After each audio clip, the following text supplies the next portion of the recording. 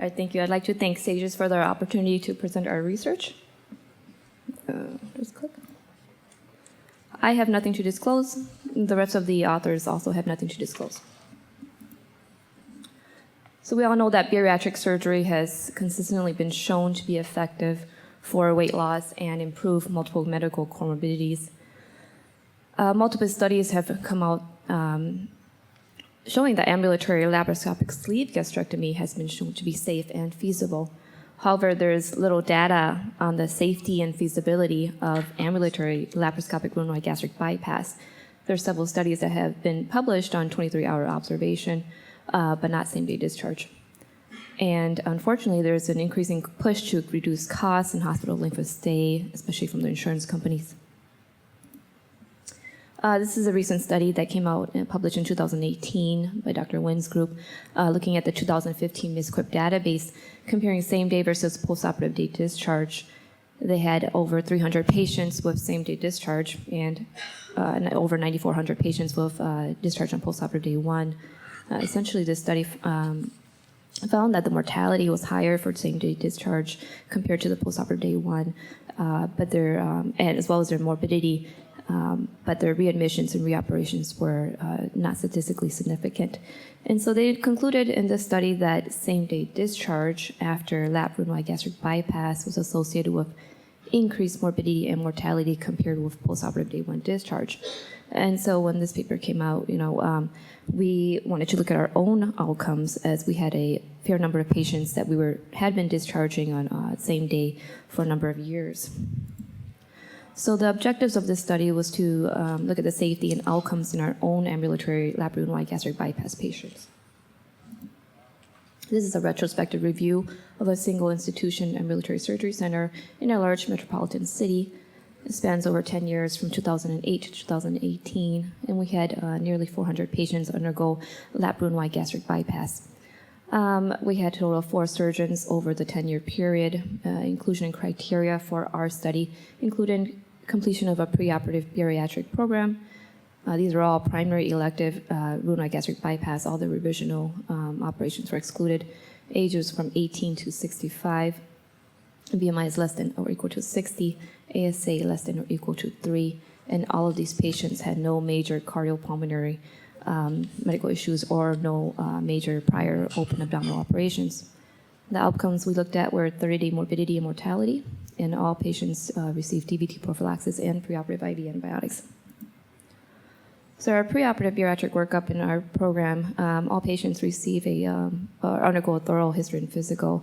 They all undergo psychological evaluation prior to any sort of bariatric surgery. All patients undergo an EKG, and if they have normal subsequent stress tests, and if they have any pulmonary issues with the H&P, they undergo a pulmonary function test.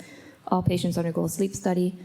They all undergo preoperative labs as well as need preoperative medical clearance, and they all undergo some number of supervised dietary weight loss visits before they get to their operation date. All of our patients undergo preoperative upper endoscopy. For our postoperative period, these patients come back on postoperative day 2 for a wellness check. They're seen by a provider and assessed clinically, and they all receive intravenous hydration. They all come back around 2 weeks at postoperative day 14, and then they have clinic visits with us at 3 months, 6 months, and a year. So this is over time, a graph depicting the number of patients that were discharged same day. This came slowly over the course of the years, but most of our patients were 2012 to 2013. And this reflects a general trend over the United States as we're doing more sleeve gastrectomies. Most of our ambulatory patients are sleeves now. You can see the trend. So looking at our data compared to recent published data, there isn't a lot on same-day discharge, but essentially this shows that our patient cohort is similar to other patients with the exception of the race as we're located in a different demographic area of the United States. In terms of our comorbidities, again, pretty similar across the board for the other papers that have been published in terms of their diabetes, hypertension, sleep apnea, and hyperlipidemia.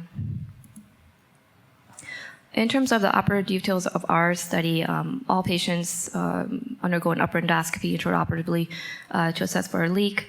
About 84% of patients underwent a hiatal hernia repair. This is at the discretion of the surgeon. We used to put drains in on our patients routinely up to about 2015. So that's why there's a high 74% of patients. And this practice went away with the observation that it didn't really change our outcomes.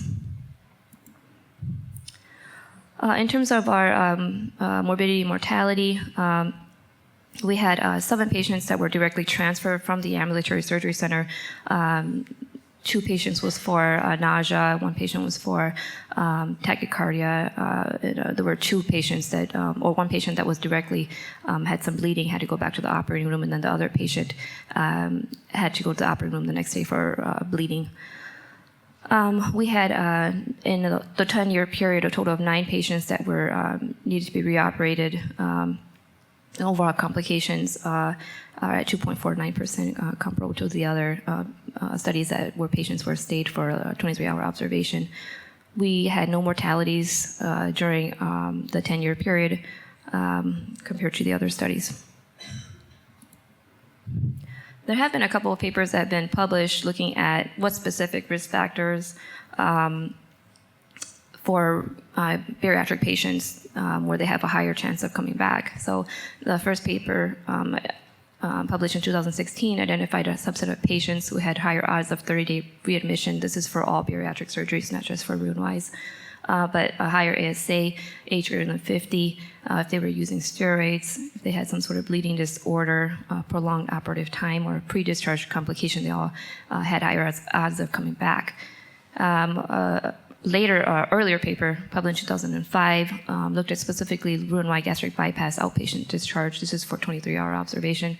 And they found that surgeon experience with greater than 50 cases, age being younger, lower BMI, a weight less than 400 pounds, and less than 4 comorbidities, as well as intraoperative steroid bolus, were all predictive of having a successful discharge. Our study was limited by its retrospective data. In addition, we were unable to determine operative times or determine our cost utilization compared to our patients who stayed in the hospital. As a conclusion, same-day discharge of Roux-en-Y gastric bypass patients can be a feasible option in a select group of patients. Obviously, careful preoperative workup, including clear patient expectations and access, are vital to ensure low morbidity and mortality rates. Surgeon experience may have a role in outcomes, and clearly patient selection is very critical. More studies are being done to determine which patient factors consistently lead to higher readmission and complication rates.